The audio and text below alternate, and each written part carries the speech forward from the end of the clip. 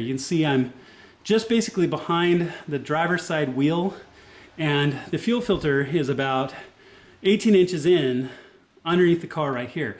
It's going to be a little bit hard to show, so I'm going to have to show you the best I can. If I had a lift today and could get the car up on a lift, it would be easier to show, but I also want to show what it's like to do this at home. I'm not trying to be paranoid, but I want to stress again, do not trust your life on a jack, especially the one that's in your trunk. Go down to your local hardware store, order online, get a good jack stands, at least 2, and a good jack so you can get your car off the ground safely, and use the jack stands. Even if you were just using one, and use the jack to get your car up off the ground, get the jack stand up and underneath your car, so if your jack fails, it'll hit the jack stand and not you. So I really want to stress that. It's one of those things that I think is super important as you do any work like this underneath your car.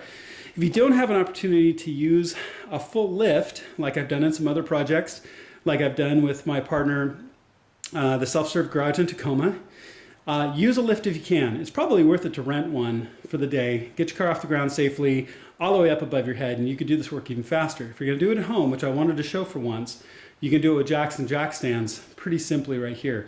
Just do it safely. Okay, so now I'm going to crawl underneath the car and show you where the fuel filter is.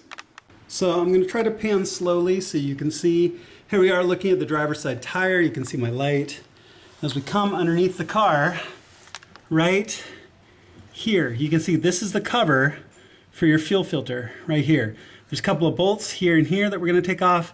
There's a couple up beyond the bend that are going to be almost impossible to show, but I'm going to do my best. So you're going to pull this and a couple on the other side and a couple up around the bend, and it'll come off. So when that comes off, you should be able to get to your fuel filter.